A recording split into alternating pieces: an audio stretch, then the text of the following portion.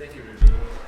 We're now going to have a panel discussion, so if I may, I'd like to invite all of the presenters we've had thus far up on stage, and you can take seats behind the tables here, so take your time.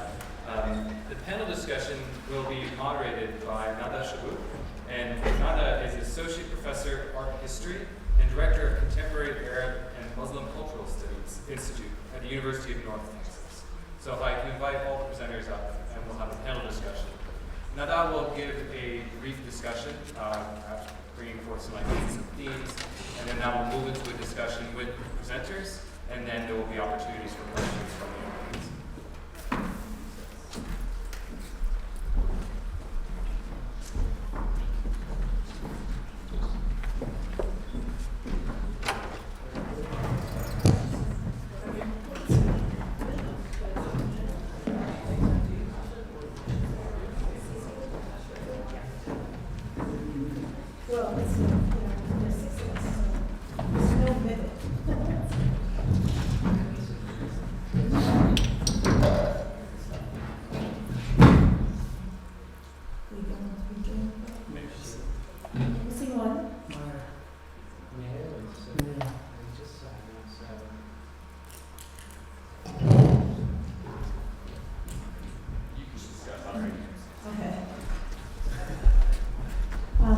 Well, thank you all for being here, and wanted to thank Ian, who walked out, for organizing all of this, and I am happy to be here sitting with everyone who just gave wonderful presentations and kind of went through a roller coaster of emotions while we were watching all of these great artworks, great discussions, that also brings up various important issues.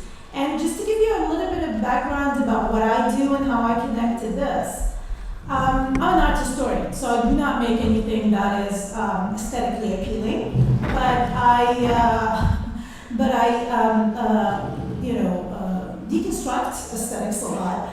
But actually, my specialty is Middle Eastern art and particularly Iraqi art. So I have been working since 2003 on documenting looted art.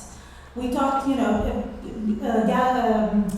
libraries and museums came up in the talk, various talks today, but the Iraqi Museum of Modern Art was not specifically spoken of, and one of the things that I've encountered through my work is that, yes, I have to also always say, yes, Iraq does have an Iraqi Museum of Modern Art. It was a national gallery, as all great nations of the world that must have a national gallery of modern art, of course. And the museum was looted.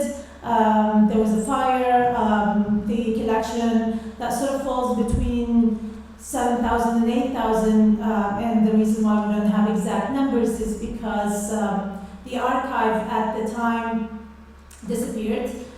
Surfaced like 5-6 years back after it disappeared. So, but no one really can trust if it was the original archive or not. Also, as Regine sort of referenced in her work in her presentation, that things have been kind of happening in Iraq from before the invasion. So, as a matter of fact, in the 90s. Registering works was not a priority, and so the archive would be at best, maybe 80% to 85% accurate if it was the original archive when it disappeared. So the works also disappeared.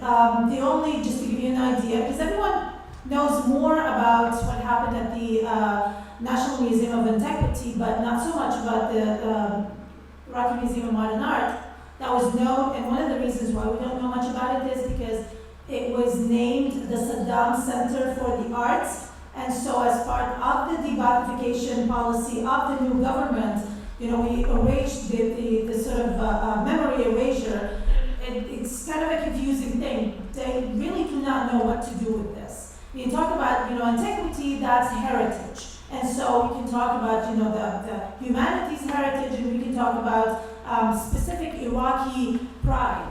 But to talk about the national history of Iraq is problematic at the moment and has been left alone until actually this year, and I'll come back to this point in a second. So they renamed it to the Iraqi Museum of Modern Art, and the building has been restored, and in fact the Ministry of Culture is housed there, but the museum itself is not. From the collection of the, somewhere between 7,500 works, 1,300 works are there, but those actually were, for some reason, in the basement of the National Museum of Antiquity, and so they were not looted, but later on there was a problem and an accident with some water, and so they flooded the basement, and so they are completely destroyed, and they need some serious conservation. And nothing has happened yet about this.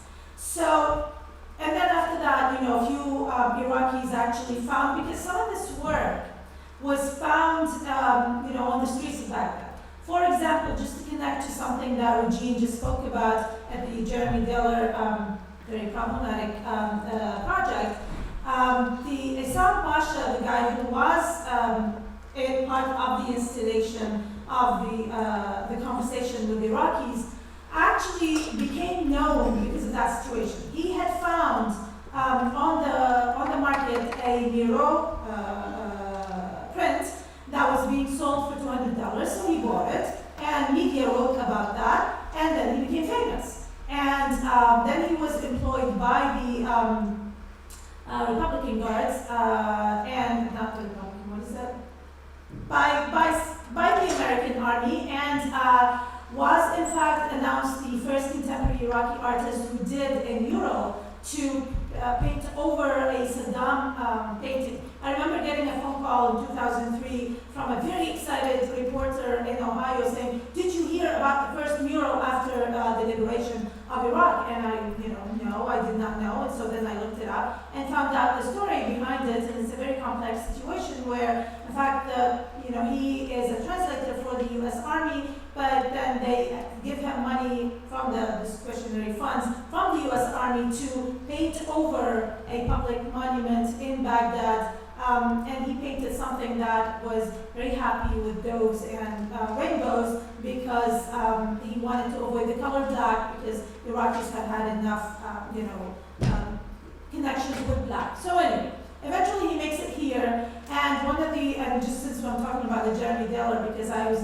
invited to participate in the conversation, as many of people from Iraqi origin were, and we rejected on the basis of not wanting to be objectified as part of the artwork. And so in many ways, Isam Said, or Isam Pasha as he calls himself, was the only one who, accepted to.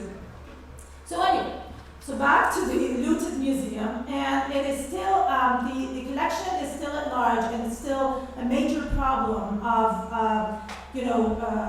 documenting the looted works, but in a way it also, deprives Iraqi students, the students that Regine was talking about, from seeing their own Iraqi art history.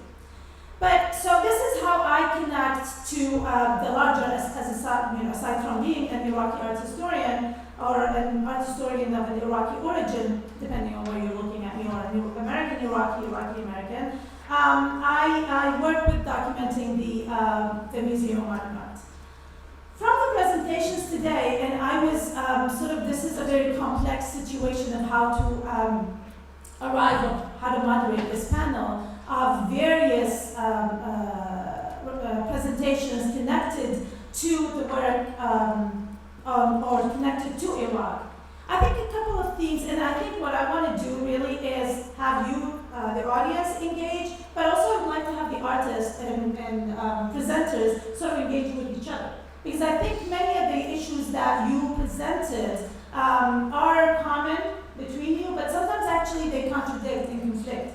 I think one of the issues that came up a lot is that in everyone's work is the reality of the situation. How do we connect with, as artists on the outside, with Iraq? do we talk about Iraq or do we connect with Iraq? It was interesting to look at Wafa Bilad's work and how he, in fact, removed people from it. And so, it was that moment that Amir was talking about, that was after the action had happened. So there were no people, but then Daniel's work, which was about portraitures and Iraqi portraitures. So there's this sort of, tension between these two representations of Iraq in a way.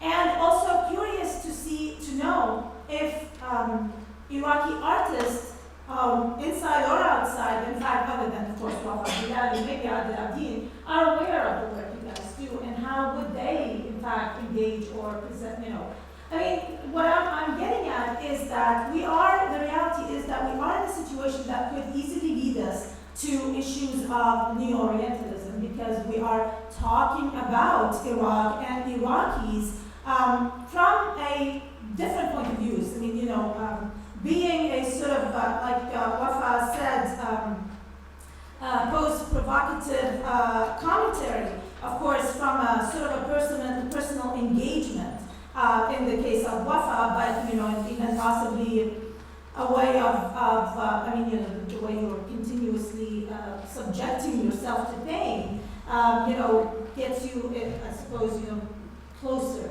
to what's happening inside. And so in a sense, emotionally, you're still connected there, although physically you are in a different zone of comfort. Or from a more sort of sympathetic and maybe empathetic, point of view, how do we, look at this engagement, and then how do we look at the two, activism and art? Not necessarily that there is a conflict between activism and art, but we talked about aesthetics a lot and about aestheticizing the war or the zone of conflict. But then, Regine brought in sort of a very sober reality of how does this all connect to what's happening inside of Iraq? Where are the Iraqis or the Iraqi artists, in general, in this picture? And to be honest, I mean, all of this was kind of, coming up from all of the presentations, and I am just putting them all on the table, but then I'm hoping to go through, the panel one by one, and we can kind of comment on the issues and the points that you want to comment on, and possibly engage each other, but also, I think the audience should feel free to ask questions regarding, not on a structured time, but to engage with the discussion as well. Shall we start with Suzanne? Well, I'm just, okay, well, we can start from here. This thing is frightening. I know it is, and it keeps making an echoing sound. Do you hear this? This is okay? Do you hear me? Yeah. One way that discussions and writing about artists in general works is about we try and see what they do. And also when we're writing about, especially for galleries and writing for what the artists do, we're thinking obviously in a positive way. But imagine if we try to think of having a symposium about failure. How actually all that we're doing fails to do what we should be doing. So then our questions and looking at things will be very, very different. So I'll start with Daniel's work. When Daniel was talking about the conversation about what happened to him and the people, he was very animated. The more animated he was, the more he told the stories, painful stories of what happened in the pictures. I said to myself, do I see this in the pictures? Are the pictures able to convey to me the pain of these people? So then you could say, yes, there's the photograph, there's the painting or the drawing, and then there's the words. So the words are a form of description in which someone attests to something that happens to them. Now, as a person who's met, unfortunately, people who went through torture, I can tell you that even when you listen to the people who went through it, the power of speech and the power of what is told is so overwhelming that you don't even know how to listen to it. You don't know how to absorb it. And you're not actually sure exactly whether the person who's actually telling it, what type of words are they using to experience that which cannot even be told. Because it doesn't matter how many words you're using, in the end, it cannot be told. So I think that I'm using the word failure not in a negative sense. I'm using it in the sense of trying to put a kind of sense of humility to all of what we're doing. And so I think that the idea of Danielle and the American lawyers going and talking to people who are actually going through what they did is admirable.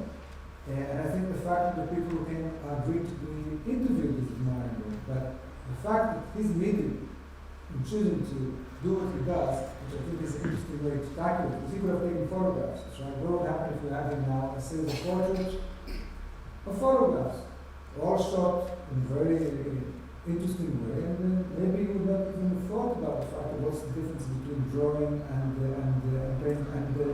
photography. And actually, then he uses a few mediums, which makes me think, okay, what's the difference between painting it and what's the difference between using watercolors, and watercolors start soaking in a page, and this one's like this. So in Wafa's work, for example, he wants us to contemplate about Iraq. Now the question is, he's gone through a process, personal process, he's in the studio doing what he's doing, he wants to contemplate about it. The question is, when you really look at his images, what is it you're actually contemplating on? You have very few text, you don't have a text, you don't have anything written on the walls, no facts, some of you might not know much about Iraq. What is it that you are actually able to think about, to contemplate about a work which actually is aestheticized? Now, between these two registers, the work that Virgin brought is a different register in which people are testing to something. And people who are testing to something, there's nothing, there's no sense, there's no aestheticization. If you suddenly bring in that register, we listen to in a different sense. And I think that voice is very, very important. I could watch those images a lot, and what people say. Some of the stories then, the way people describe things, especially what we brought, the person who describing the artist who's doing the Venus, it's an amazing story. So I think that between these registers, each one of them, I'm not criticizing, because each one of them is a different register, and each one tries to do it in a different way, and each one of them succeeds, and each one of them fails. Because in the long run, there's no way one can actually invest money, bring to light the actual thing of what happened. So it's a kind of a default. We're working against something which is almost impossible. And it's that which makes it interesting. So I think that I'll stop here. That what another stage of looking at all what we presented is then how to critique my own failure as well, by the way. I don't feel happy about what I've done in the sense I don't feel I've explained Bilal's work. And having heard him speak now, I first had a meeting with him in touch in email and in writing.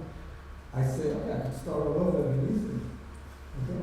Thank you. I think actually, I mean, you bring a very important point to the table, which is also what exactly are we doing with all of this? I mean, what's the point? What are we trying to do? I mean, I am very familiar with Wafa's work, and I know what he's trying to do, at least as far as, he's talked to me and explained to me, and I know what Eugene is doing. But, for instance, I'm not sure I know. I think I can understand or imagine, and Suzanne and I have had some interactions before, why you're doing this. It's in a way your own critique of what our own government is doing out there. And so you as an American citizen, which is actually brings out also another sort of conflict here. As an American citizen, how are you sort of relate, and at the age when, patriotism has become so dear to Americans, how do you even relate to that? But, okay, I mean, before I give you the chance to answer, because there were questions regarding, yes, so, Shiva? First of all, thank you all very much for a really fascinating day of discussion, and I look forward to spending more time with your art, even in my offices on the fourth floor. I imagine I'll be seeing a lot of your art between now and then. So my question is really to kind of get at comments that Mir and Nanda already made too, which is this is a symposium about art, right? And I'd like for us to think about the different kinds of work that we're asking art to do, and the ways that possibly we're maybe problematically asking for art to stand in for an Iraq of some kind, and what that means. So, Suzanne, in your work,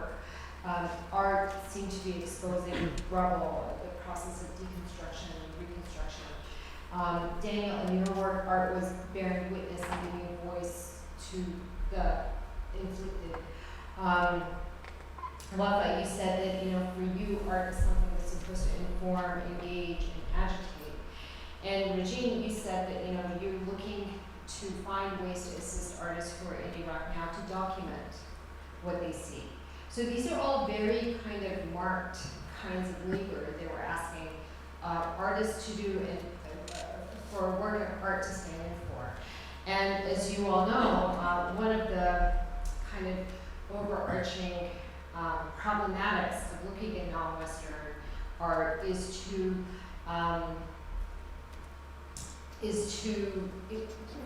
ensure that we're not anthropologizing, right, the creative process, that we're not erasing the creative process, that we're not asking art to stand in for the reality of a place, right?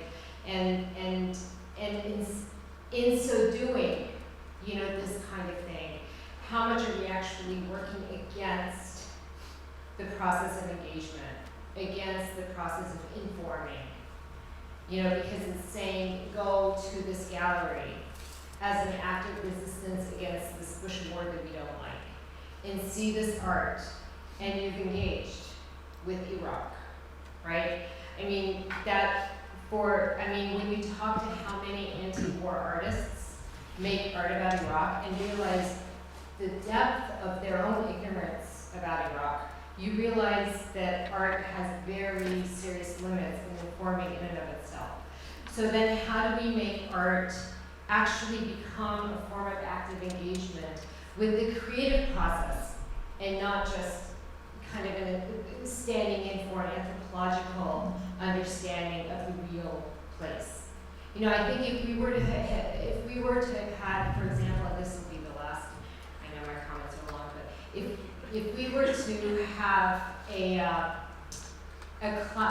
symposium on war and art in France during World War II, for example, in what ways would our comments and our understandings be different?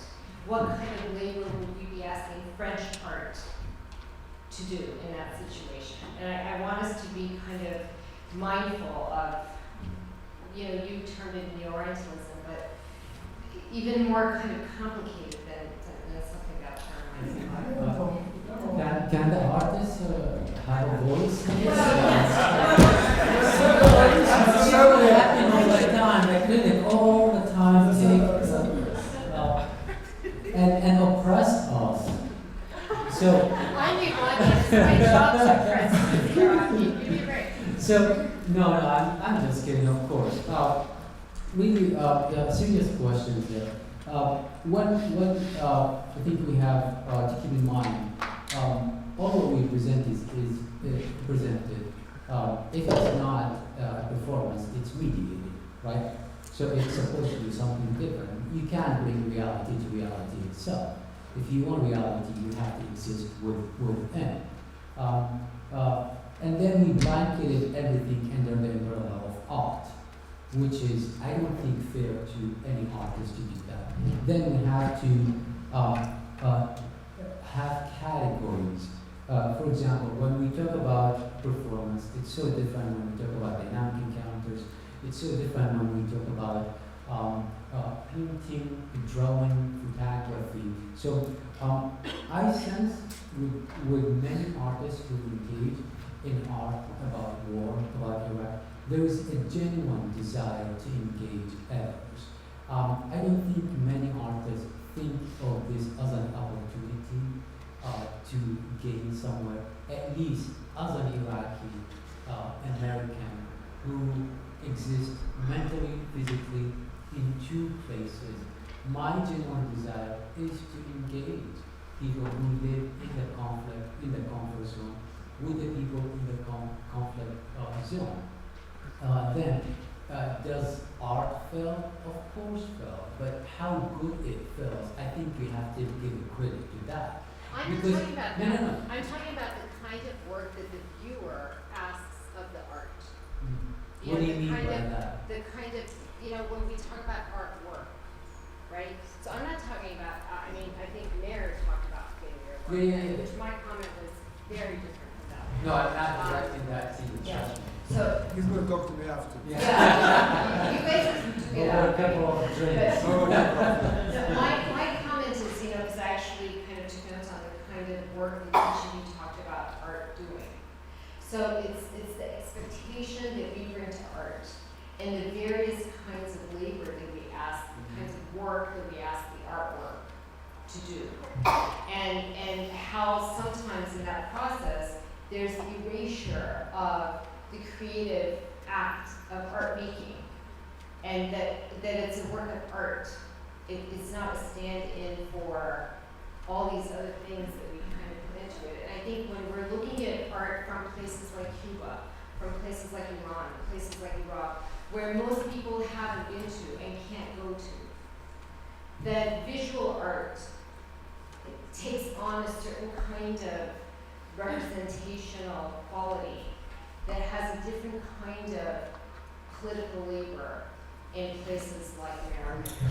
I assume, and Danielle, in a second I will allow you, because I assume each artist, I think what Shiva's question is different from artists to, for instance, art historians. As an art historian, I understand where Shiva's coming from, is the search, for instance, of exhibitions in the United States after 2003 of Iraqi art, and, even media's first encounter with Iraq and looking for contemporary Iraqi art that can explain, the situation, what happened, what Saddam did, what Saddam didn't do. So asking art to actually explain a culture where artists become ambassadors of those cultures, things that we don't necessarily ask from a French artist. But also, at a point when there is a conflict, where there is the fear of Wafa Bilal's art changing from being art to just simple messages about the conflict. But, Danielle, I know. Yeah. Well, no, I think that artists come to making art in a totally different way from art historians thinking about it and viewers looking at it. And I think to confuse them or to even ask artists to think about art in any way historically is just a real non-starter, because they are part of the processing of history. And that if they get ahead of the game and start making art about the history, then they're not going to be able to do that more critical job. I think that, there was a comment up here about art failure and a comment about the art that we saw describing Iraq today. And just from my own personal experience, my art really doesn't have anything to do with describing Iraq. No, you said a comment about social responsibility of artists. You made that in the presentation. But it's not at all about Iraq. My art comes from an outrage about America. And this is not a nice thing to say, but if this conflict had happened in Colombia, South America, or some other place, my art would have come from the same place. It's not. That's very honest and that's very important. Yeah. That most of the anti-war intellectual production done in America is actually about America. Which is And not, I and really respect I'm not saying your anything honesty about about being that. unsympathetic or anything. No, but May I then- interject something? just one because we are talking about the context we exist within. Yes, I am Iraqi, but I am American and I exist here. So the work, I understand my audience. What I need to do is to activate my audience, which exists here. So it's not talking directly to Iraqi audience, but rather talking to the people I exist within, because the objective is very clear. Yeah. I give you permission now. First of all, Bilal's art already connected to Israeli and Iraqi. I think that's a great achievement to begin with. Although we've never mentioned that with 2 years we're talking in Skype, we didn't even think about it in those terms. I think we're beyond that thing. This now is a joke I'm saying. But I would say a few registers. First of all, just as he can look at what's happening in Iraq by distancing it in his ashes series, you can also go and be more interactive and have 80,000 people shooting. Okay? So the question is, what's engagement and what's distance? I can say for myself that my interest in his work was the fact And I'll be honest as well. Iraq was not the main thing in my mind at that moment. His work was. Through his work, I got interested in Iraq. Now, I'm interested in Iraq the way now I'm interested in Egypt, and I'm interested all the time in my work in conflict between Israel and Palestine because I find very, very similar things. Now, I'm aware of the danger, this is from my point of view, as an Israeli, I'm aware that a lot of the discourse about art and films and about the Israeli-Palestinian conflict is coming from Israelis, not from Palestinians. Now, as an Israeli who was responsible, occupying other people, who were doing horrible things to the Palestinian people for over many, many years, as a person who was responsible for a country who was responsible for the Palestinian refugee problem for 48 and for a million I'm aware that I have to be careful whose voice I'm speaking with. So even if I'm pro-Palestinians and I'm regarded as anti-Zionist and I'm regarded in certain areas as a taboo where I live, I have to still say that I cannot take that as a position and say I can speak for the Palestinians. They have to speak for themselves and they can speak better than I do. But I have to understand from what my position is, and in that position I have to be careful that my interest in them is not to relieve my guilt or my sense of what I feel it is to live in a country which is doing certain things to other people. Which brings us to Daniel's honest comment. He said, I could have been going to Colombia. Now, in this type of reflection is a danger, also in my work. Because the danger is that we're already looking at the disenfranchised people through a mechanism of a discourse of those who are already creating the situation to begin with. So I think that first of all, the Iraqis speak for themselves, and the Palestinians speak for themselves, and they do that. That's the main thing. So this is a really difficult position. Now in terms of how art works, I'll tell you one of the reasons why I worked on this work is because I live in Israel in a very raw situation in which things are very, very difficult on a daily basis. For many reasons. I could just tell you that I live in an area and I teach in an area where missiles fall almost every day. Which part of Tel Next to Aviv? Gaza. I work next to Gaza. I work next to Gaza. Oh, you teach at Tel Aviv and you... I teach in Tel Aviv and I teach in college Sapir, which is 15 minutes from Gaza. So on a weekly basis, missiles are falling on where I live, where I work, and missiles are falling on Gaza. We won't get into that issue now. What I'm trying to say to you is that the work of Mila interests me because it enabled me to create a distance from what I'm feeling and on a daily basis in order to reflect on it. So here, art comes to create a distance in order to create a moment of reflection in order not to deal all the time with the raw stuff. But otherwise, you collapse. So I think that art, in the basis of art, is a disengagement engagement. You engage in order to disengage. And I think that's always the issue, and that issue is, then your question is correct, how do you communicate as engagement and disengagement? That's what's No, and actually, I mean, you know, it's very honest and refreshing, and in fact, you know, from what you have said is you're looking at the art. I mean, actually, it's a great comment that, you know, your interest in Wafa is not because he's Iraqi, but because of his art. And so that's exactly what, you know, Shiva was specifically saying, because one of the problems that we encounter as art historians is the fact that the art is not looked at as art, but looked at as objects of something else. And these comments are not directed to the artists, because artists make, you know, this is beside the, we're not asking you to historicize. Yes, Yeah, it's about reception. But the devastated interior that he's showing in Iraq, I could show in Palestine, in Israel, And many in other Gaza, places. in many other places. That's why your great lecture was great. I was depressed afterwards because because she did an amazing compilation of all these images. We see all these images compiled. We just want to, shut yourself in a room and not even You write just anything made anymore. such a critically important point, which, you know, when I said, you know, let's think about the kind of work art does. When you said that for you as a person who lives in a conflict zone, his art about the conflict zone allows you to have enough distance that you can intellectualize and understand your situation in a way that's more manageable. I mean, so that's an example of the kind of work that art does. That I think is, for us to kind of make a little bit more explicit is important. I'm just saying, let's unpack it because there's a I'll lot just of give you a famous line that Walter Benjamin said once. If you want to know Berlin, walk in Moscow. I love that line. And since I've read that, I go to New York, I read about Every I read London, I read about Paris. I mean, Yeah. what? There's a comment, a question out there, so yes. So my question is on a similar vein of representation and engagement. And so some of you, like Wafan Regime, used physical engagement with the viewer as a way of engaging, but others of you represented humans in order to, both were talking about humanizing within the conflict. And I was wondering if you could talk a little bit about how representing a human can still humanize them as opposed to actually using an actual human body. Does that make sense?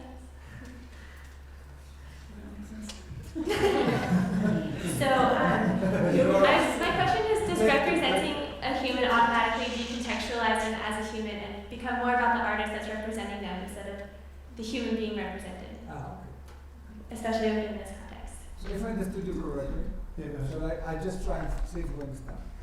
That to what extent is what an artist does in his case, a representation of the actual person? To what extent that representation is something much more about how he's seeing that person? Is that correct? Or To an extent, but also about how, like, Wafan Regime's work specifically directly engages the human as a medium, whereas the others represent a human by depicting them.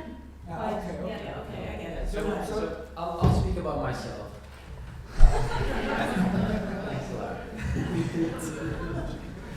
So a lot of my work, and you've seen it in the presentation today, it's really taking the role of initiator, and I've said that many times. My role is not to conceive of an artwork and then encode that artwork to mean something, but rather I'm initiating a platform, and that platform could be physical or could be virtual. Then it could be connected to each other. And my role is to monitor that platform in order to introduce engagement. And the engagement can from the audience or the participant, the artwork could come from the participant engagement. Without them, there is no such an outcome of artwork. In this sense, there is a true interactivity in a sense of engaging in particular subject matter. And this is different from the Ashes work, so we could talk about the Ashes work later. Many comments on what you just said. I wanted to know, see if Regine had anything to add to this. She wants to stay out of Let's say let the artist.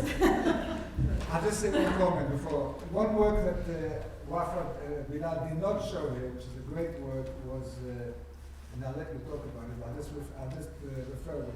It's a work he did when he attached a camera to the back of his head, and he streamed images for how many years? for 1 year, and the result 500,000 images. 1 minute every minute for a year. So think about this. You have, first of all, body. You have camera looking in the reverse direction and showing us what the person is leaving, not what a person is approaching. Okay. It has behind it the whole notions of looking back, the price of looking back. If you think of Orpheus, think of Lot's wife, and think of the idea in the Lisbon stories that we were talking about. This Wim Wenders is the idea that you have people a camera on your back and you record things all the time, and you never look at the footage and you put it in an archive, and one day, 100 years later, somebody will look at it. Now, this can open a question from your point of view about many things. The subject, who's looking, what's interactive here. It's very interactive. You want to go into the website. What happens if you suddenly see it 20, 30 years later, and suddenly you look at it in retrospect after not knowing that it existed? So I think there's many registers here. And what was nice about this work was it is connected to the body. Really, an insertion in the head to be connected to the body, and yet it's not what the artist sees. And that's what I liked about the Ashes series. I don't see the Ashes series as a camera which is positioned by the photographer and shows us the model.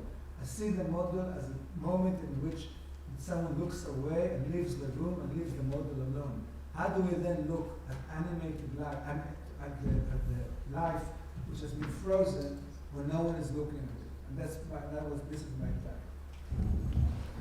Yeah, And I'll just speak briefly because you talk about all the registers of figuration, and as a painter, even before I started doing this kind of work, I never included the figure in my work.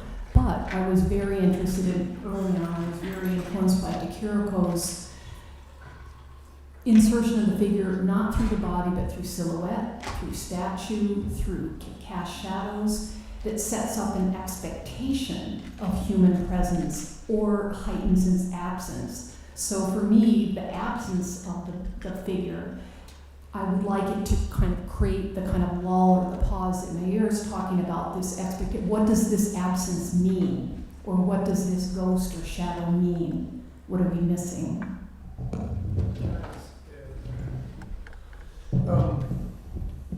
Being a figurative artist. I kind of got into, this is very personal, but I kind of got into making portraits because I found the most pleasurable exchanges I had in life were sitting down with one person, face to face, talking to them. So it has nothing theoretical, it's really not in any way engaged even in your question. It's just a way for me to get into the work. And if I admit all sorts of tactics and MOs in terms of how people make art, I don't want to exclude any older forms, and I find that a portrait is easily readable for people that have absolutely no basis in theory. It has a way of directly communicating. It may or may not represent that other person, but it has something to do with where I'm coming from. Just want to say, one good thing about engagement, I've been doing engagement. We have a mic. No, it's okay, that's. One last One interjection. Today? Today, the last Oh, one. wow, okay. But vigilance is for me a key word in artwork. Now, I write about photography, and I'm a photographer myself. Now, I did a big project now, a long project, of photographing the separation wall. And I could have taken one photograph each time and said, I have the photograph. But I went back to the same place many times. And someone says to me, why do you always go back to the same place? You've done the photograph, it's there. And I said, well, if you come and show construction, every time it changes. And every time you're not there, something bad is taking place and you're not capturing. So you're always in a loop. And this person says to me, so what do you do? Is this going to change anything? Are you going to do anything with it? And then I thought about engagement. And I thought vigilance is a form of engagement, because vigilance means that each person here says, I'm not going to sit back. I want to meet these people and be there. He's vigilant in all the work he does. And I was reminded of a joke, a very good joke, of a man who stands outside the White House with a sign against the U.S. involvement in Vietnam, long before people even demonstrated against it. And after about a year of being there, someone came up to me and said, tell me something, what are you doing here? You really think you're going to change anything? You're standing here every day and you're holding this placard. What do you think you're doing? The guy looked baffled at him. He said, you think I thought I could change something? I didn't think that. She says, so what are you doing here? He says, I'm here every day so they don't change me. And that's a very important separation. That's a very, very important difference. So I feel in my work, and I believe Bavaria, many people who work in art and politics, I wake up in the morning in a country which I have a lot of problems with it, and I say, I don't want these people to change me in one iota. I think that's the thing. Can I just respond really quickly? These things are really annoying. So I've been asked, and when I've been working with Susan Burke, she's been asked, do you feel anti-American? All right, is what you're doing anti-American? And the best response didn't come from me, I hate to say it, but came from Susan, and she said, no, I feel I don't recognize my country. That's what I feel. Absolutely. Understand that many of the activism in this country is because of the specific American values, and so, it's in reaction to that. But so, the sort of, notion of engagement, Regine, I'm sorry, I'm coming back to you. How, just from your interaction with the Iraqi students, for instance, and other sort of, in the academy, in the institute, or in the college, how are they aware of these engagements that are happening outside? I mean, I think, you know, some of them are, at least some of them are aware of WAFA's work, right? So how do they view these engagements? Or is it even an issue? Yeah, I don't, you know, honestly, I don't think it's actually that much of an issue for them. I think that they, you know, I think that they're really interested in the work. Wafat did a lecture with the students when we first started, and I think it was really important for the students to see. To be honest, one of the things that's the most important thing for them to see is that there are actually artists who came from Iraq who are, you know, and you know, they're Iraqi, they know that there's an artist who came from Iraq who is actually, who can create powerful works of art and are actually being seen and have a, you know, have a life doing it. And to know that, and that there's some sort of identification with that. I think that that's really critical, and I think it's critical because, you know, as much as we're talking about, I don't even know what we're talking about in terms of humanizing or not humanizing, whatever, you know what I mean, and we can talk about that all day, I guess, but I think, you know, one of the main issues is, you know, and that comes up a lot, it's like this issue of sublimating testimony or sublimating an individual or whatever this is, and I think that the most critical thing that the students are aware of, and probably anybody there, regardless of if you're an artist or not, I think maybe it comes across very acutely with a lot of them because, you know, as an artist, one of your biggest urges is to communicate. So I think one of the biggest things that does come up is that you're living in a place where you know you're on the news all the time, and that you have been for years and years and years, and you're the subject of, you know, physical force, physical embodiment of international attention, and yet there is no way of connecting or talking about that, and that even goes back to, I mean, when I say that you know, part of SEDA's work is to enable students to document, I mean even documenting anything. I don't care if they're painting a silhouette of a vase. You know, but the fact of the matter is there is such a lack of ability to have that kind of agency with all of the different forces that they're involved in. So that kind of engagement and seeing that there's some kind of engagement taking place and that is possible and knowing that there's potential for it, I think is probably the most critical thing, especially when you're sort of inundated by being invisible, even though you are in maybe the most visible, talked about place in the world. Yeah, because this is something that I've also noticed with many of the Iraqi artists who came out after 2003, particularly as refugees. You know, trying to find their voice or a space for their voice in all these conversations that are taking place. I mean, the ones inside of Iraq are, you know, they completely feel detached and disconnected on many levels, but the ones who come outside are baffled, you know, to try to figure out how do they fit, you know, if they do fit. And so their voice remains sort of, you know, absent. And I just want to add one thing to that. You know, when we're also talking about the work that we expect art to do, one of the issues also that comes up a lot is that there is a knowledge of an expectation of a narrative that someone is supposed to have. And I think this comes across when we're talking about different art from the Middle East, or, you know, now it's really popular to have graffiti art from Egypt to understand what's happening in Egypt and the uprisings there, or to have artists from Syria or whatever hot topic or, you know, country is there today. What kind of work is going to come from it? That's also because there is a huge lack of financial infrastructure and support for artists in those cities.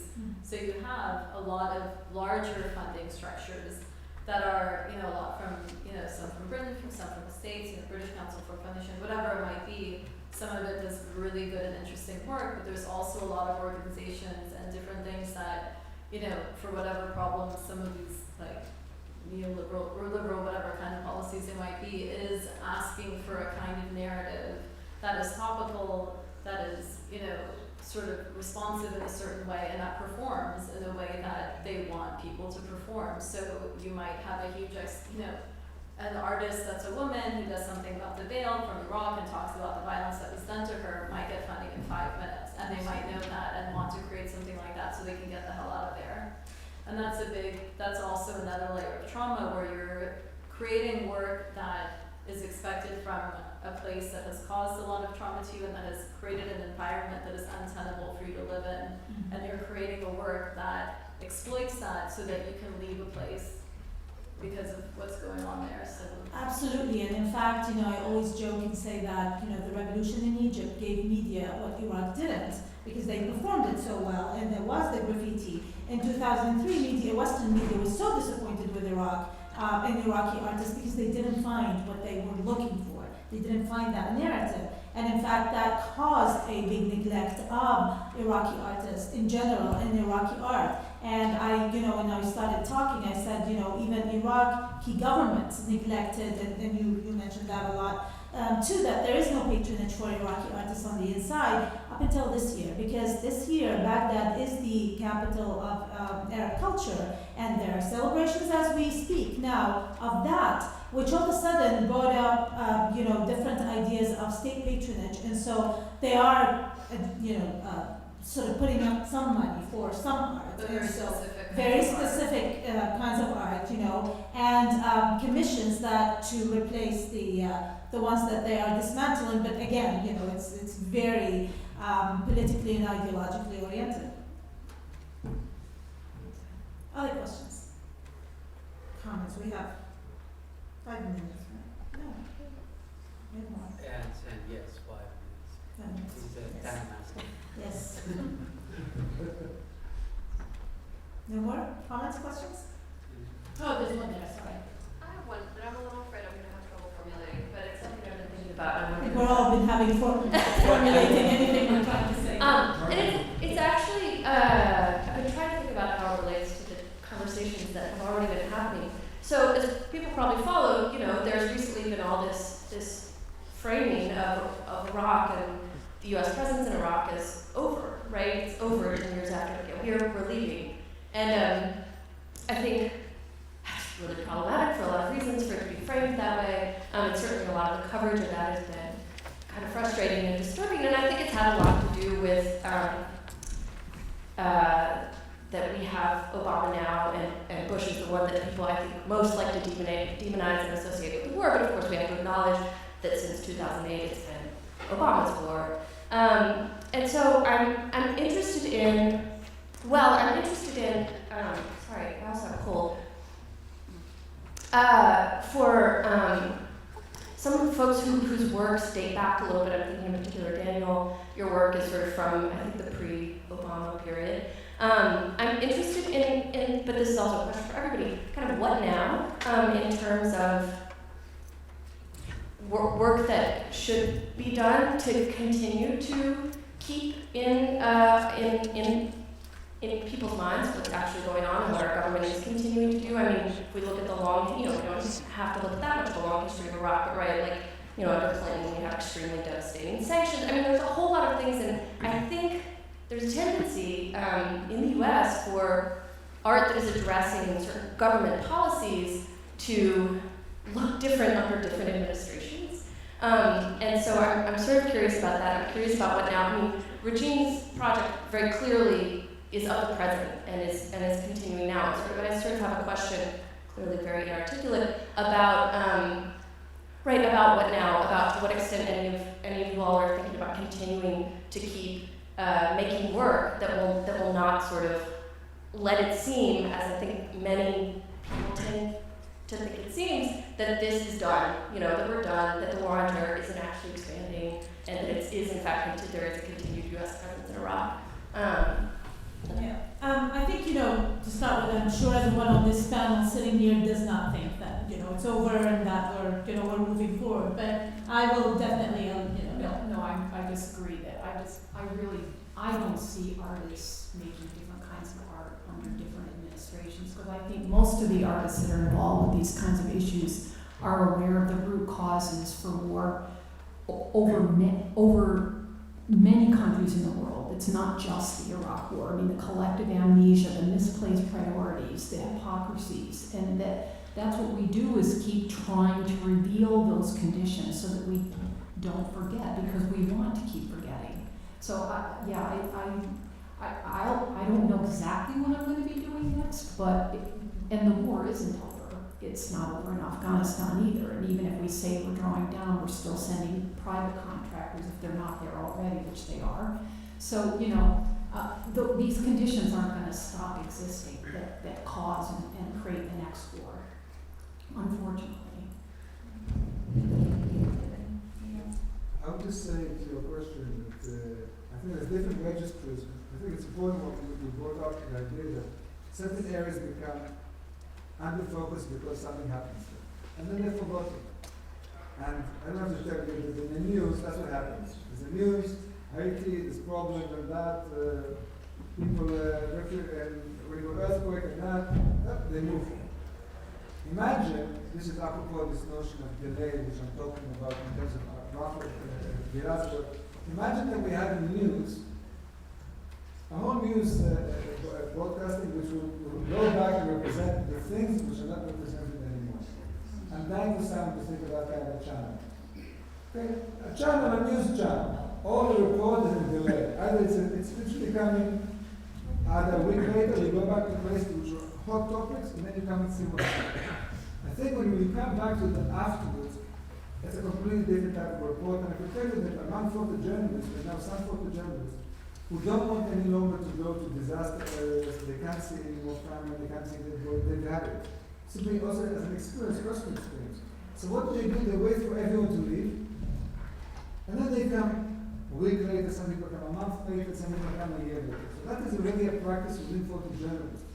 And what they find there is much closer either to the devastation or to what the regime is doing than they did everyday life in the devastation. So I think that this notion of what happens afterwards is even more important, because we have a notion that life stops and there's a crisis and then people behave in a certain crisis in a different way. But in fact, in Iraq, both in Iraq, in Palestine, Israel, other places, life goes on in Beirut, which went through very terrible periods, a civil war, and then the Israeli bombings and that. Life has to continue. And it's that thing that gives me always the understanding that we still never understand what we're writing about, because quotidian life in moments of stress, or the way post-traumatic people went to continue living, that's what the real story is. But I don't know if we yet know how to deal with it. Yeah, I think Charlotte Cotton described it as aftermath photographers arriving after the decisive moment and when the dust is settled. Can I just address that slightly differently? And that is that when I get involved in a project, and I think I said this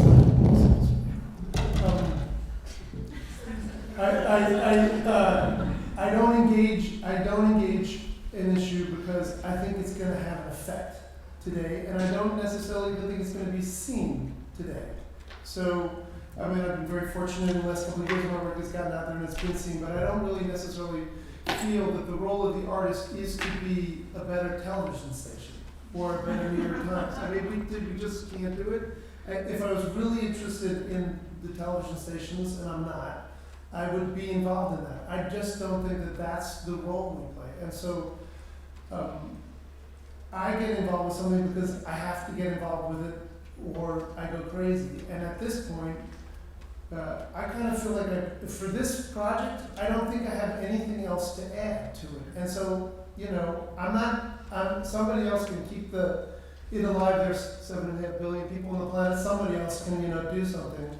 And if it doesn't happen, I kind of feel that the artist has put their thoughts together and put it out into some form, and maybe that's going to talk to somebody alive today, and maybe it's going to talk to somebody alive in 100 years, but the basic issues that I'm trying to get at are still going to be with us. Just the way I'm looking at people like Jacques Callot or Goya or somebody else, and they're telling me about the same issues and how I might be able to frame my life around them. So I just don't think that that's the day-to-day, the administration changed, and what are we going to do? Well, sit around and wait for a Republican administration so we have something to work on. I don't work on that time scale. And I don't think we have to. I totally agree. And then at this note, we should end this. And I just want to thank artists for the passion of doing what you do when you do it, and for the creativity. Because it really makes a big difference, regardless of all the criticism, whatever we've been talking about. It is because of what you do that we are talking about this. And I want to thank everyone on this panel for the discussions and you for your great quietness. So the Iraqi Union is really hard time. And thank you, Ian, for putting this together.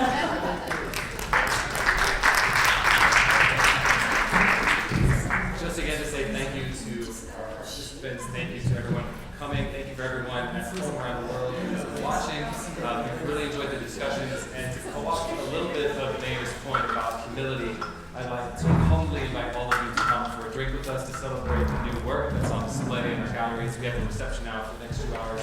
Enjoy. I look forward to talking to you afterwards. Thank you.